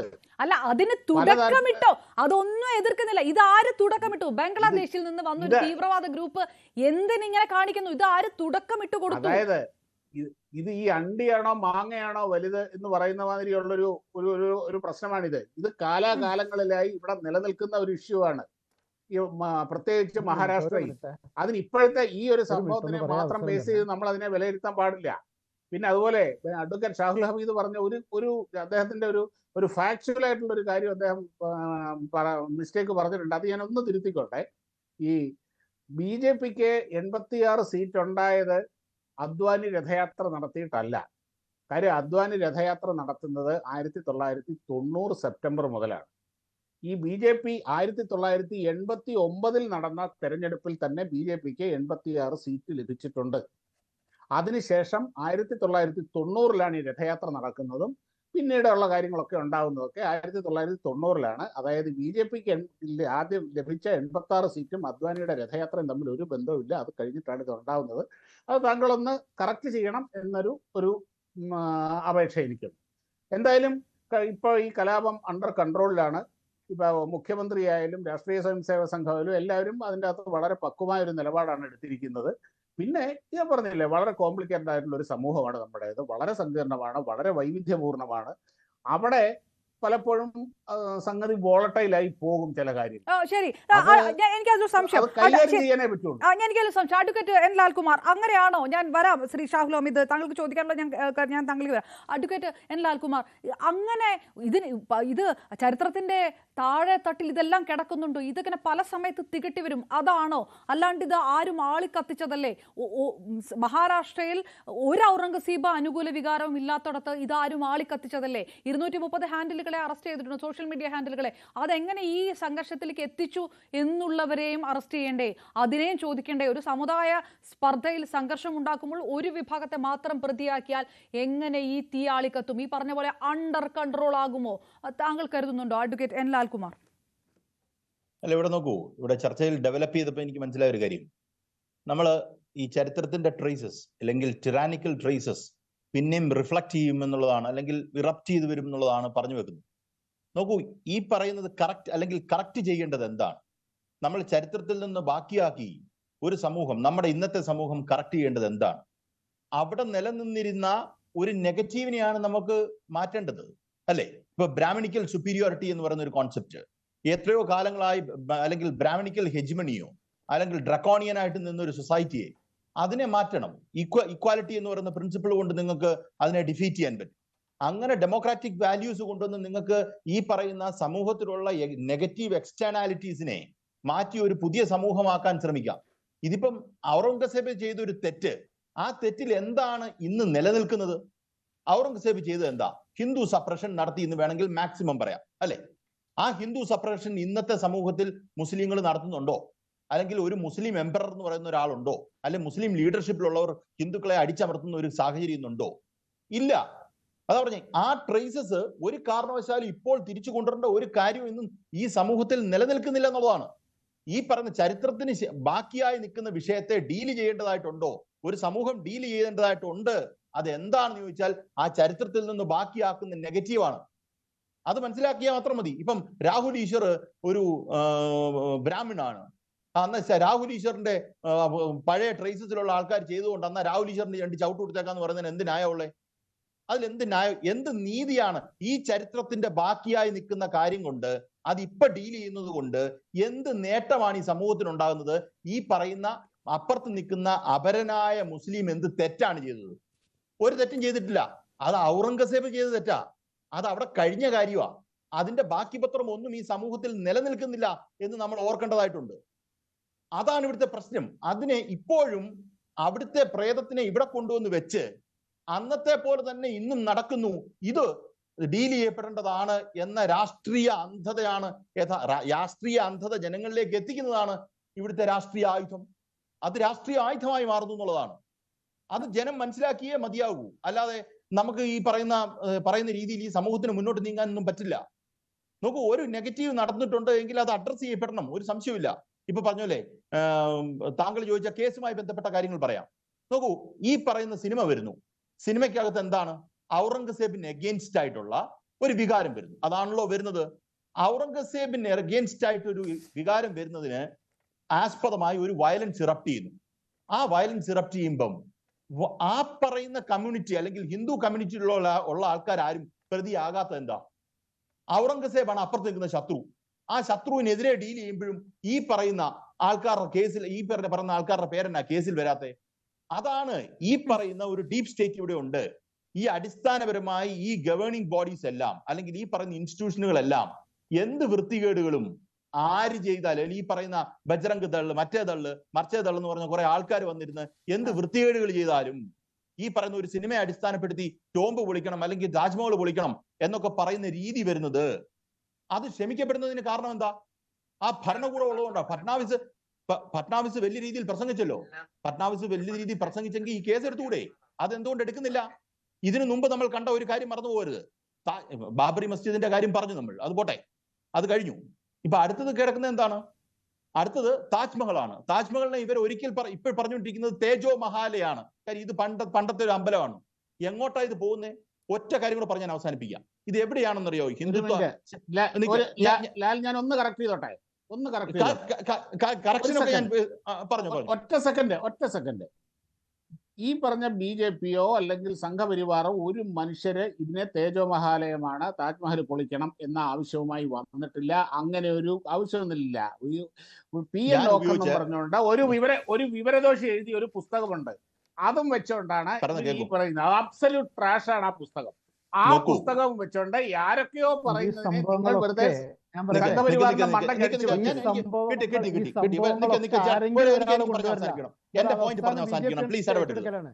ഒരു സ്കൈപ്പിൽ ഈ സ്ഥാനത്തിൽ ഇരിക്കുന്നതുകൊണ്ട് എനിക്ക് പോയിന്റ് പറഞ്ഞ എല്ലാവരും പറഞ്ഞ കേൾക്കുന്നു. സാബുചേട്ടൻ പറഞ്ഞതിന് മറുപടി നോക്കൂ. ഈ നാട്ടിൽ ഇങ്ങനൊരു ചർച്ചയുണ്ട്. ഞാൻ പറഞ്ഞത് ഈ ചർച്ച ഞാൻ സാബു പ്രസാദ് പറയുന്ന കാര്യം ഞാൻ എടുക്കുന്നു. തേജോ മഹാല എന്ന് പറയുന്ന കാര്യമാണ് അല്ല, താജ്മഹൽ തന്നെയാണ്. അത് ഇസ്ലാമിക ചരിത്രത്തിന്റെ ഭാഗമാണ്. ഒരു കാരണവശാലും ഇത് ഇങ്ങനെ ട്രീറ്റ് ചെയ്യപ്പെടേണ്ടെന്ന് ഏതേലും ഒരു RSSകാരനോ ഈ പറയുന്ന ഭരണകൂടവുമായിട്ട് ബന്ധപ്പെട്ടോ BJPക്കാരോ ഭരണകൂടത്തിൽ ഇരിക്കുന്നവരോ പറയുന്നുണ്ടോ? ആ ചർച്ച കണ്ടിന്യൂ ചെയ്യാൻ BJP അനുവദിക്കുന്നുണ്ടെന്നുള്ളതാണ് ഇവിടുത്തെ പ്രശ്നം. ഒറ്റ കാര്യം കൂടെ പറഞ്ഞ് ഞാൻ അവസാനിപ്പിക്കാം. അത് ഞാൻ പറഞ്ഞ് അവസാനിപ്പിക്കത്തുള്ളൂ. അത് മനുഷ്യർ അവിടെ ഇവിടെ പറയുന്ന ഓരോന്നിനും പോയി മറുപടി പറയാൻ പറ്റുമോ നമുക്ക്? അത് ഭരണകൂടം പറയേണ്ടതായിട്ടുണ്ട്. അഭിപ്രായ സ്വാതന്ത്ര്യമുള്ള നാടാണ് ലാൽ. ഡിസ്റപ്ഷനാ പ്ലീസ്. ഇതിനകത്തോട്ടിരിക്കുന്നുണ്ടുള്ള ഡിസ്റപ്ഷനാണ്. ഞാനത് പറഞ്ഞ് അവസാനിപ്പിക്കാം. ഇതിനകത്ത് അത് അഭിപ്രായ സ്വാതന്ത്ര്യവുമായിട്ട് ബന്ധപ്പെട്ടൊരു വിഷയമല്ല. ഇത് തേജോ മഹാലയാന്ന് സുപ്രീം കോടതിയിൽ പെറ്റീഷൻ വന്നു. അങ്ങനെ നിൽക്കുമ്പം UP സർക്കാരിന് അതിന് മറുപടി പറയേണ്ടതായിട്ടുണ്ട്, ജനങ്ങളെ ബോധ്യപ്പെടുത്തേണ്ടതായിട്ടുണ്ട്. കേന്ദ്ര സർക്കാർ ഒരു മോണിമെന്റ് ആയി അപർണ കയറി ഇടപെടുത് കേട്ടോ. ചർച്ചയ്ക്ക് വിളിച്ചാൽ എനിക്ക് പറഞ്ഞു ഞാൻ ഒരു കാര്യം പറയാനുണ്ട്. നമുക്ക് രണ്ടുപേർ കൂടെ അല്ല 3 പേരും കൂടെ സംസാരിക്കാൻ. ഒന്ന് ചുരുക്കി പറഞ്ഞു. അത് ഒറ്റ മിനിറ്റ് കൂടെ ഞാൻ എടുക്കത്തുള്ളൂ. അത് പറഞ്ഞിട്ടേ വെക്കത്തുള്ളൂ. നോക്കൂ, ഈ പറയുന്ന അടുത്തൊരു വിഷയം കൂടെ ഉണ്ട്. ഒറ്റ വിഷയം കൂടെ ഉണ്ട്. ഈ പറയുന്ന ഹിന്ദുത്വ രാഷ്ട്രീയം, അത് ഇച്ചിരി രാഷ്ട്രീയം ഞാൻ പറയാം. ഹിന്ദുത്വ രാഷ്ട്രീയം പിടിച്ചിരിക്കുന്ന എപ്പോഴാണെന്നറിയോ? ഇപ്പൊ നിങ്ങൾ തുഗ്ലക്കിനെ എടുക്കുക. തുഗ്ലക്കിന്റെ ഡൈനാസ്റ്റിയിലും അല്ലെങ്കിൽ ഖിൽജി ഡൈനാസ്റ്റിയും ഒക്കെ ഈ പറയുന്ന ആന്റി ഹിന്ദു സെന്റിമെന്റ്സ് ഒരുപാട് പോയിട്ടുള്ളതാണ്. പക്ഷെ മുഗൾ സാമ്രാജ്യം അതൊരു വലിയ സാമ്രാജ്യമായി മാറി. അത് ബാബർ വന്ന് ആ ബാബർ കൊണ്ടുവന്ന ബാബറി മസ്ജിദ് പൊളിച്ചു. മനസ്സിലാക്കേണ്ട കാര്യമാണ്. അത് കഴിഞ്ഞ് ഇടയ്ക്ക് വന്നിരിക്കുന്ന ഔറംഗസേബ് അല്ലെങ്കിൽ ഈ പറയുന്ന ബാക്കിയുള്ള ആൾക്കാരൊന്നും അത്ര ഷാജഹാൻ ഉൾപ്പെടെയുള്ള ആൾക്കാർ വലിയ ഒറ്റ സെക്കൻഡ് ലാൽ ഇടപെടുന്നു. ഞാൻ ശ്രീ ജോൺ ബ്രിട്ടാസ് നമുക്കൊപ്പം ടെലിഫോൺ ലൈനിൽ ഒറ്റ മിനിറ്റ് ആണ് അദ്ദേഹത്തെ. ശ്രീ ജോൺ ബ്രിട്ടാസ്, താങ്കൾ ഇത് പാർലമെന്റിൽ തന്നെ ഉന്നയിക്കുകയുണ്ടായി. അത് ബ്രിട്ടീഷുകാരുടെ ഭരണവുമായിട്ട് കൂടി താരതമ്യപ്പെടുത്തിയാണ് പറഞ്ഞത്. ഇതൊരു വലിയ വികാരമാണ്, ഒരു മറാഠ വികാരമാണ്. സ്വാഭാവികമായിട്ട് ഇത്തരം ചില ഇറപ്ഷൻസ് ഒക്കെ ഉണ്ടാകും. അങ്ങനെയല്ലേ ഇത് കാണേണ്ടത് എന്ന് ചോദിക്കുന്ന ഒരു ന്യായീകരണമുണ്ട്. ഏത് തരത്തിലാണ് ഇത് കേന്ദ്ര സർക്കാർ ഈ വിഷയത്തെ എടുക്കുന്നത് താങ്കൾക്ക് തോന്നുന്നത്? എന്താ കാരണം എന്ന് വെച്ചാല് അങ്ങനെ കാണുന്നത് ചരിത്രത്തെ വളച്ചൊടിക്കുന്നതാണ്. അതായത് മറാത്ത രാജാക്കന്മാരും ശിവാജി ഉൾപ്പെടെ, ശിവാജിയുടെ മകൻ സംഭാജി ഉൾപ്പെടെ അവരൊക്കെ ആയിട്ട് പലപ്പോഴും നീക്കുപോക്കുകൾ നടത്തിയിട്ടുള്ളവരാണ് മുഗൾ ചക്രവർത്തിമാര്. അതുപോലെ തന്നെ ക്രൂരതയുടെ കാര്യത്തില് മുഗൾ ചക്രവർത്തി എന്നോ മുസ്ലിം ചക്രവർത്തി എന്നോ ഹിന്ദു ചക്രവർത്തി എന്നോ യാതൊരു വ്യത്യാസവുമില്ല. ഈ പറഞ്ഞ സംഭാജിയും അതുപോലെ തന്നെ ശിവാജിയും ഒക്കെ, ശിവാജി സൂരട്ട് പ്ലണ്ടർ ചെയ്തവരാണ്, അല്ലെങ്കിൽ ഗോവ പ്ലണ്ടർ ചെയ്തവരാണ്. ഇപ്പൊ അശോക ചക്രവർത്തിയുടെ കലിംഗ യുദ്ധം ഏറ്റവും രക്തരൂക്ഷിതമായിട്ടുള്ള യുദ്ധമായിരുന്നു. അപ്പോൾ നമ്മൾ ചരിത്രത്തിൽ നിന്ന് നമുക്ക് ആഗ്രഹമുള്ള ചില ഏടുകൾ മാത്രം എടുത്തു വെച്ച് വർത്തമാനകാല രാഷ്ട്രീയത്തിലേക്ക് പ്രയോഗിക്കുമ്പോൾ അതിൽ ഒരുപാട് അപകടമുണ്ട്. അതുകൊണ്ടാണ് ഞാനിന്ന് സംസാരിച്ചത്. 300 വർഷം മുമ്പുള്ള ഒരു ഏട് നമ്മൾ ഇന്ന് പുനർജനിപ്പിക്കുമ്പോൾ അതുണ്ടാക്കുന്ന അപകടം. അതുകൊണ്ട് ജോൺ ബ്രിട്ടാസ് എന്നുള്ള ഞാൻ പറഞ്ഞാൽ നിങ്ങൾ വിശ്വസിക്കില്ല. പ്രധാനമന്ത്രിയുടെ ഏറ്റവും അടുത്ത സുഹൃത്തുക്കളുടെ ഒരാളായ ഇലോൺ മസ്കിന്റെ AI ചാറ്റ് ബോക്സ് എന്താണ് ഇദ്ദേഹത്തെ കുറിച്ച് പറയുന്നത്? അതായത് ഹിന്ദുത്വവാദികൾക്ക് ഔറംഗസീബിന്റെ ടോംബല്ല വിഷയം, മറിച്ച് അത് സംബന്ധിച്ചുള്ള വികാരം സൃഷ്ടിച്ച് വർഗീയ അസ്വാസ്ഥ്യം സൃഷ്ടിക്കൽ മാത്രമാണ് ലക്ഷ്യമെന്നാണ് ഞാൻ ഗ്രോക്കിൽ പരിശോധിച്ചപ്പോൾ എനിക്ക് മനസ്സിലായത്. അപ്പോൾ നമ്മൾ ഇനിയെങ്കിലും ഇങ്ങനെയുള്ള ഈ വർഗീയ ധ്രുവീകരണം സൃഷ്ടിക്കുന്നത് അവസാനിക്കണം. പിന്നെ വേറൊരു കാര്യം കൂടി, പ്രധാനമന്ത്രി ട്രംപിനോടൊപ്പം നിന്നപ്പോൾ പ്രധാനമന്ത്രി പറഞ്ഞൊരു കാര്യമുണ്ട്. മാഗ എന്നുള്ള ട്രംപിന്റെ മുദ്രാവാക്യത്തിൽ അനുസൃതമായിട്ട് അദ്ദേഹം പറഞ്ഞ മീഗ, അതായത് മേക്ക് ഇന്ത്യ ഗ്രേറ്റ് അഗെയിൻ. അപ്പം ഇന്ത്യ എപ്പോഴോ മഹത്വമായിരുന്നു എന്നാണ് അദ്ദേഹം ഉദ്ദേശിച്ചത്. എന്തായാലും അദ്ദേഹം നെഹ്റുവിന്റെ കാലഘട്ടത്തെക്കുറിച്ചോ അല്ലെങ്കിൽ ഇന്ദിരാഗാന്ധിയുടെ കാലഘട്ടത്തെക്കുറിച്ചോ ആയിരിക്കില്ലല്ലോ ഓർമ്മിപ്പിച്ചത്. അപ്പോൾ ഇന്ത്യയെക്കുറിച്ച് നമ്മൾ പരിശോധിക്കുമ്പോൾ ഏറ്റവും ഗ്രേറ്റ് സാമ്പത്തികമായിട്ടും മറ്റ് വശങ്ങൾ പരിശോധിക്കുമ്പോഴും ഗ്രേറ്റ് എന്ന് പറയാവുന്നത് മുഗൾ കാലഘട്ടമാണ്. മുഗൾ കാലഘട്ടത്തിലാണ് ലോകത്തിന്റെ GDP-യിൽ 24% കോൺട്രിബ്യൂഷൻ ഇന്ത്യക്കുണ്ടായിരുന്നത്. അപ്പോൾ അങ്ങനെയുള്ള ഒരു കാലഘട്ടത്തെ നമ്മൾ ഇതുപോലെ വികൃതവൽക്കരിച്ചിട്ടാണോ നമ്മൾ അവതരിപ്പിക്കേണ്ടത്? ഇതൊക്കെ ഇന്നത്തെ വർത്തമാനകാല രാഷ്ട്രീയത്തിന് വേണ്ടിയിട്ടാണോ ഉപയോഗിക്കേണ്ടത്? അത്തരത്തിലുള്ള ഒരുപാട് വിഷയങ്ങളുണ്ട്. അത് മാത്രമല്ല, ഇന്ന് ആഭ്യന്തര വകുപ്പിന്റെ ചർച്ചയിൽ ഞാൻ ഉന്നയിച്ച ഒരുപാട് ചോദ്യങ്ങളുണ്ട്. മണ്ഡല പുനർനിർണയത്തെക്കുറിച്ചുള്ള ദക്ഷിണേന്ത്യൻ സംസ്ഥാനങ്ങളുടെ സന്ദേഹങ്ങൾ, ആശങ്കകൾ, ഇതേക്കുറിച്ച് എന്താണ് ആഭ്യന്തരമന്ത്രിക്ക് പറയാനുള്ളത്? അതായത് നിലവിൽ ലോക്സഭാ സീറ്റുകളിൽ 24% സൗത്ത് ഇന്ത്യയിൽ നിന്നാണ്, ദക്ഷിണേന്ത്യയിൽ നിന്നാണ്. ആ ഒരു അനുപാതം, ആ ഒരു പ്രപ്പോർഷൻ നഷ്ടപ്പെടുമോ പുതുതായിട്ട് മണ്ഡല പുനർനവീകരണം കഴിയുമ്പോൾ? അതുപോലെ തന്നെ ഗവർണർമാരുടെ നിലപാടുകൾ, അതുപോലെ തന്നെ നിയമസഭകൾ പാസ്സാക്കുന്ന ബില്ലുകൾ ഇങ്ങനെ പെൻഡിങ്ങിലാകുന്നു. അപ്പം ഇതുപോലുള്ള ഫെഡറലിസവും ജനാധിപത്യവും മതനിരപേക്ഷതയുമായി ബന്ധപ്പെട്ട നിരവധി ചോദ്യങ്ങൾ ഉന്നയിച്ചിട്ടും അതിനോടൊന്നും പ്രതികരിക്കാതെ 2 മണിക്കൂർ പ്രസംഗത്തിൽ വാചാരനായ ആഭ്യന്തരമന്ത്രി യഥാർത്ഥത്തിൽ പ്രസക്തമായ കാര്യങ്ങളോടല്ല പ്രതികരിച്ചെന്നുള്ള ഒരു ഒരു നിലപാടാണ് എനിക്ക് സ്വീകരിക്കാനുള്ളത്. അതുകൊണ്ട് നമ്മൾ ഈ ഔറംഗസീബിനെയും മറ്റുള്ള ആൾക്കാരെയൊക്കെ തിരഞ്ഞെടുക്കുമ്പോൾ നമ്മൾ മനസ്സിലാക്കേണ്ട ഒരു കാര്യമുണ്ട്. 300-400 വർഷം മുമ്പുള്ള ചരിത്രത്തെ നമ്മൾ ഇന്നത്തെ വർത്തമാന രാഷ്ട്രീയത്തിലേക്ക് സന്നിവേശിപ്പിക്കുമ്പോൾ അതിലുണ്ടാകുന്ന അപകടം, അതുപോലെ തന്നെ വർഗീയ ധ്രുവീകരണം സൃഷ്ടിക്കാൻ വേണ്ടിയിട്ട് ഓരോ സിനിമകൾ നിർമ്മിക്കും. ഇപ്പൊ കേരള സ്റ്റോറിയെ കുറിച്ച് മലയാളിക്കറിയാം. അതായത് സെപ്റ്റിക് ടാങ്കിൽ ഇടേണ്ട ഒരു സിനിമയാണ്. അതുപോലെ കാശ്മീർ ഫയൽസ്. ഇങ്ങനെ എന്താണ് നിലവിലുള്ള സർക്കാരിന്റെ അജണ്ട എന്നുള്ള കാര്യം അവർ തീരുമാനിക്കണം. ധ്രുവീകരണം നടത്തിക്കൊണ്ട് ഈ പറയുന്ന പോലെ തെരഞ്ഞെടുപ്പ് ലാഭം ഉണ്ടാക്കൽ മാത്രമാണോ, അതെയോ ഇന്ത്യയെ മുമ്പോട്ട് നയിക്കലാണോ? നമ്മളിപ്പോൾ സ്പേസിൽ ബഹിരാകാശത്തിൽ പോയ സുനിത വില്യംസിനെ നമ്മൾ അവരെ അഭിനന്ദിക്കുമ്പോൾ നമ്മൾ വീണ്ടും താഴേക്ക് കുഴിച്ചിറങ്ങുകയാണോ? എത്രത്തോളം നമ്മൾ താഴേക്ക് കുഴിച്ചിറങ്ങും? ഇതുപോലുള്ള ഒരുപാട് വിഷയങ്ങളാണ് നമ്മൾ ചർച്ച ചെയ്യേണ്ടതെന്നാണ് എന്റെ അഭിപ്രായം. തീർച്ചയായും. വളരെ നന്ദി ശ്രീ ജോൺ ബ്രിട്ടാസ്. മറ്റ് പാനലിസ്റ്റുകൾ വളരെ പെട്ടെന്ന് തിരിച്ചുവരും. ചെറിയ ഇടവേള.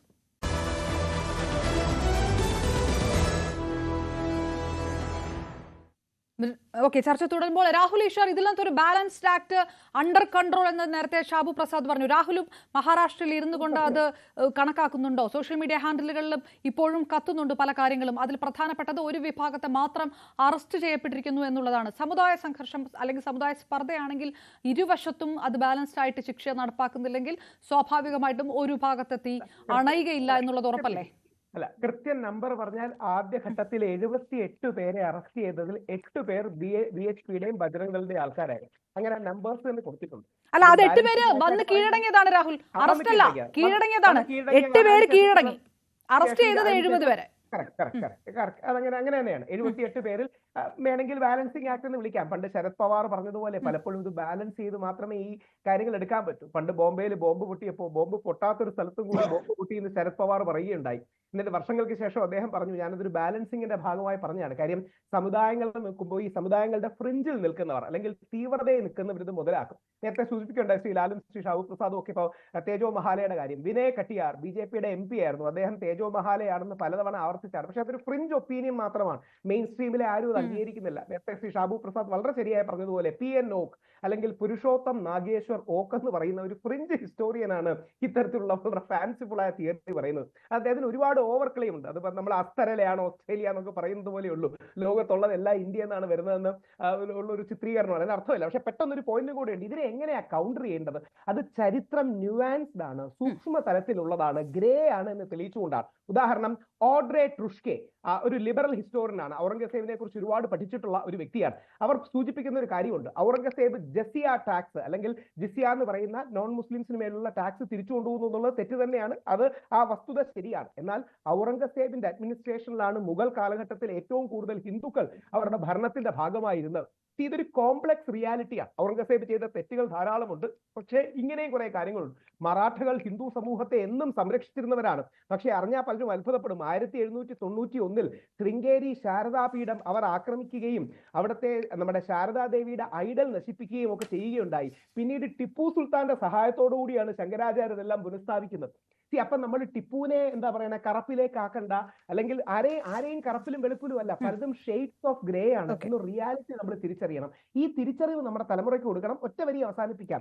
ചരിത്രം വെളുപ്പും കറുപ്പുമല്ല, ചരിത്രം സങ്കീർണമായ ഗ്രേ ആണ് എന്ന തിരിച്ചറിവ്, ഒരു മധ്യത്തിൽ നിൽക്കുന്ന ഒരുപാട് ലെയേഴ്സ് ഉള്ളതാണെന്നുള്ള തിരിച്ചറിവ് നമ്മൾ കൊടുത്തില്ലെങ്കിൽ നമ്മുടെ ആൾക്കാർ ചരിത്രത്തിൽ ഹിന്ദു രാജാക്കന്മാർ നല്ലത്, മുസ്ലിങ്ങൾ ചീത്ത, അല്ലെങ്കിൽ മുസ്ലിം രാജാക്കന്മാർ നല്ലത്, ബ്രാഹ്മണരെല്ലാം ചീത്ത, ഇങ്ങനെയുള്ള ഒരു നെറേറ്റീവ് പഠിക്കും. അങ്ങനെയല്ല, ഇതൊരു കോംപ്ലക്സ് റിയാലിറ്റിയാണ് എന്ന വസ്തുതയും അക്ബറിനെ പോലുള്ള രാജാക്കന്മാരെ, അശോകനെ പോലുള്ള രാജാക്കന്മാരെ, വീരപഴശ്ശിയും അല്ലെങ്കിൽ ടിപ്പു സുൽത്താനും പോലുള്ള രാജാക്കന്മാരുടെ പോസിറ്റീവ് വശങ്ങൾ ഹൈലൈറ്റ് ചെയ്ത് പഠിപ്പിക്കുകയും വേണം. ഓക്കെ, ശ്രീ അഡ്വക്കേറ്റ് ഷാഹുൽ ഹമീദ്, ഇതൊരു വലിയ ഒരു വിഷയത്തിൽ നിൽക്കുന്നതുകൊണ്ടാണ് സംരക്ഷിത സ്മാരകം എന്നുള്ളൊരു പദവി മാറ്റുക. അങ്ങനെ ഇതൊരു ഏതെങ്കിലും തരത്തിലൊരു ആദരവ് കൊടുക്കുന്നുണ്ടെങ്കിൽ അത് അങ്ങനെയല്ല എന്ന് നിൽക്കുന്നിടത്ത് ഈ സംഘർഷം തീരുമല്ലോ, ഈ വല്ലാതെ നിൽക്കുന്ന തീവ്രവാദ ഗ്രൂപ്പുകൾ അടങ്ങുമല്ലോ എന്നാണ് ശിവസേന പറയുന്നത്. ഒരു ലോജിക്കലി അത് കുറച്ച് ശരിയല്ലേ? ഒരു കാര്യം ഞാൻ പറയട്ടെ. ഇവിടെ പല ആളുകളും പറഞ്ഞ പോലെ എത്രയോ രാജാക്കന്മാർ ഇന്ത്യയിൽ ക്രൂരത കാണിച്ചിട്ടുണ്ട്. ഇപ്പൊ നേരത്തെ ഇവിടെ സാബു പ്രസാദ് പറഞ്ഞു, ചരിത്രം അത് അങ്ങനെ മുഴച്ചു നിൽക്കും, അത് നമുക്ക് അവഗണിക്കാൻ പറ്റൂല. അങ്ങനെയൊക്കെ ആണെങ്കിൽ ഇപ്പൊ എത്ര ദളിത് സ്ത്രീകളെ ബലാത്സംഗം ചെയ്ത ക്രൂരന്മാരായ ഭരണാധികാരികൾ നമ്മുടെ നാട്ടിലുണ്ട്. എത്ര ദളിതരോട് ക്രൂരമായി പെരുമാറി എത്ര ഭരണാധികാരികൾ നമ്മുടെ നാട്ടിലുണ്ട്. അത് ഹിന്ദുക്കളെ, എത്ര ഇന്ത്യക്കാരെ കൊന്ന ബ്രിട്ടീഷ് ഭരണാധികാരികൾ നമ്മുടെ നാട്ടിലുണ്ടായിരുന്നു. ആ ആളുകളൊക്കെ നമ്മൾ ചരിത്രത്തോട് നീതി പുലർത്തണമെന്ന് പറഞ്ഞിട്ട് അവരുടെ ശവകുടീരങ്ങളൊന്നും പാടില്ല, അവരുടെ സ്മാരകങ്ങളൊന്നും പാടില്ല എന്ന് പറഞ്ഞിട്ട് ഈ രാജ്യത്ത് പ്രശ്നങ്ങൾ ഉണ്ടാക്കുകയാണോ വേണ്ടത്? അത് ചരിത്രത്തിനോട് നീതി ആവുന്നതാണോ? അതുപോലെ നേരത്തെ ഇവിടെ പറഞ്ഞല്ലോ, ഔറംഗസീബിനെ കുറിച്ച് ഒരുപാട് നല്ല നല്ല അദ്ദേഹം ഖുർആൻ തുന്നിക്കൊണ്ടായിരുന്നു ജീവിച്ചിരുന്നത്, ഖജനാവിൽ ഒരു പൈസ പോലും എടുത്തിരുന്നില്ല എന്നാണ് ചരിത്രം പറയുന്നത്. അതുപോലെ തന്നെ നേരത്തെ ഇവിടെ രാഹുൽ ഈശ്വർ പറഞ്ഞതുപോലെ ഒരുപാട് നല്ല നല്ല കാര്യങ്ങളുണ്ട്, ഒരുപാട് നമുക്ക് അംഗീകരിക്കാൻ പറ്റാത്ത കാര്യങ്ങളുണ്ട്. അത് ഇന്ത്യയിലെ 90% രാജാക്കന്മാരുടെ അടുത്ത് നിന്നും ഇതുപോലെ നമുക്ക് അംഗീകരിക്കാൻ പറ്റാത്ത കാര്യങ്ങളൊക്കെ ഉണ്ടായിട്ടുണ്ട്. ഇവിടെ അതൊന്നുമല്ല അപർണ പ്രശ്നം. ഇവിടുത്തെ പ്രശ്നം എന്താണ്? ഓരോരോ സമയത്ത് ഓരോരോ പ്രശ്നങ്ങൾ കുത്തിപ്പൊക്കി കൊണ്ടുവരാം. ഇപ്പോൾ അവർക്ക് മഹാരാഷ്ട്രയിൽ ഇത് ആവശ്യമാണ്. ഇപ്പോൾ മഹാരാഷ്ട്രയിലെ നിയമസഭാ തെരഞ്ഞെടുപ്പിൽ വിജയിച്ചതിനെ കുറിച്ചൊക്കെ വലിയ വലിയ ചർച്ചകളൊക്കെ നടക്കുന്നുണ്ടല്ലോ. അപ്പോൾ അതുകൊണ്ട് അവർക്ക് മറാത്തികളുടെ അല്ലെങ്കിൽ അവിടുത്തെ ഹിന്ദുക്കളുടെ പിന്തുണ കിട്ടാൻ ഏറ്റവും നല്ല വൈകാരികമായ ഒരു പ്രശ്നം ഇതാണ് എന്ന് പറഞ്ഞുകൊണ്ട് അത് വലുതാക്കി കൊണ്ടുവരാം. നേരത്തെ ഇവിടെ പറഞ്ഞു ഏകപക്ഷീയമായ അറസ്റ്റുകളാണ് നടന്നുകൊണ്ടിരിക്കുന്നത്. അതുപോലെ തന്നെ ഒരുപാട് ഇപ്പോൾ ഔറംഗസീബിൻ്റെ പ്രതിമ തകർത്താൽ അല്ലെങ്കിൽ ഔറംഗസീബിൻ്റെ കോലം കത്തിച്ചാൽ മുസ്ലിങ്ങൾ പ്രകോപിതരാകും എന്നാണ് ഇവർ മനസ്സിലാക്കുന്നത്. മുസ്ലിങ്ങളെ സംബന്ധിച്ചിടത്തോളം അങ്ങനെ ഔറംഗസീബ് ആരുമല്ല, ഒരാളുമല്ല. ഇവിടെ ഈ നാട്ടിലെ ഹിന്ദുക്കളെയും മുസ്ലിങ്ങളെയും തമ്മിൽ തല്ലിക്കാൻ വേണ്ടിയിട്ടുള്ള ഓരോരോ ശ്രമങ്ങൾ അതാണ് ശ്രീ ഷാബു പ്രസാദ്, അതാണ് അതിന്റെ അവസാനത്തെ. മുസ്ലിങ്ങൾക്ക് ഇതൊരു മുസ്ലിം വിഷയമല്ല ഔറംഗസീബ്, അതാണ് ഇതൊരു മുസ്ലിം വിഷയമല്ല ഔറംഗസീബ് മുസ്ലിങ്ങളെ സംബന്ധിച്ചിടത്തോളം. അല്ല, അത് നല്ല കാര്യമാണ്. കാര്യം ഇന്ത്യയിലെ മുസ്ലിങ്ങൾ അവരുടെ പൂർവികൻ ഔറംഗസീബ് അല്ല. ഔറംഗസീബും ബാബറും ഒന്നും അല്ല ഇന്ത്യയിലെ മുസ്ലിങ്ങളുടെ പൂർവികർ. ഇന്ത്യയുടെ മുസ്ലിങ്ങളുടെ പൂർവികർ അവർക്ക് അറിയണമെന്നുണ്ടെങ്കിൽ അത് മനസ്സിലാക്കണമെന്നുണ്ടെങ്കിൽ ഇന്തോനേഷ്യയിലെ മുസ്ലിങ്ങളുടെ പൂർവികർ ആരാണെന്ന് നോക്കണം. ലോകത്തിലെ ഏറ്റവും വലിയ മുസ്ലിം രാജ്യമാണ് ഇന്തോനേഷ്യ. ആ ഇന്തോനേഷ്യ അവരാണ് ഏറ്റവും കൂടുതൽ ആൾക്കാരെ ഹജ്ജിന് വിടുന്നത്. ആ ഇന്തോനേഷ്യയിലെ മുസ്ലിങ്ങൾ അവിടുത്തെ ഭരണകൂടം പൂർവികരായി അംഗീകരിക്കുന്നത് രാമനെയും കൃഷ്ണനെയും ഒക്കെ തന്നെയാണ്. ലോകത്തിലെ ഏറ്റവും വലിയ രാമലീല നാടകം അവതരിപ്പിക്കുന്നത് ഇന്തോനേഷ്യയിലാണ്, മുസ്ലിങ്ങളാണ് ഏറ്റവും മികച്ച രീതിയിൽ. അവർ ഒന്നാന്തരമായിട്ട് നൈഷ്ഠിക മുസ്ലിങ്ങളായിട്ട് തുടർന്നുകൊണ്ട് തന്നെ ഇതും ചെയ്യുന്നുണ്ട്. അതാണ്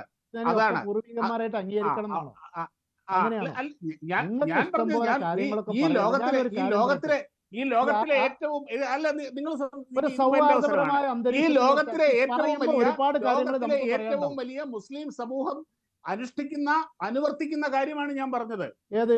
ലോകത്തിലെ ഏറ്റവും ഇവിടെ നിങ്ങൾ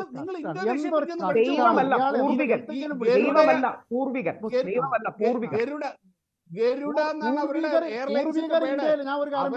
അവരുടെ ഇന്തോനേഷ്യൻ എയർലൈൻസിന്റെ പേര് ഗരുഡ എയർലൈൻസ് എന്നാണ്. റിസർവ് ബാങ്ക് പോലുള്ള അത് എനിക്ക് തോന്നുന്നു ആ ചർച്ച അതിലും കൈവിട്ട് പോകുന്നു. ഇതിലൊന്നും ആകെ തുക സമാധാനമാകില്ല എന്നൊരു ആശങ്ക എനിക്കുണ്ട്.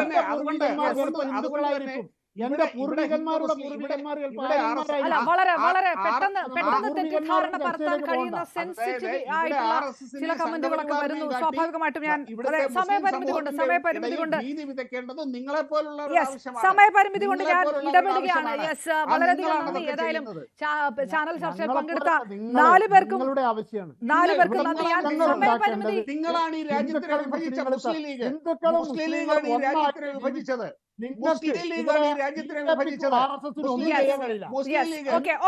സമയപരിമിതി കൊണ്ടാണ് ഇടപെടുന്നത്. ഔറംഗസേബിനെ വെളുപ്പിക്കുകയാണോ ഈ ചർച്ച കൊണ്ട് എന്ന് വരെയാണ് സമൂഹ മാധ്യമങ്ങൾ ചോദിച്ചുകൊണ്ടിരിക്കുന്നത്.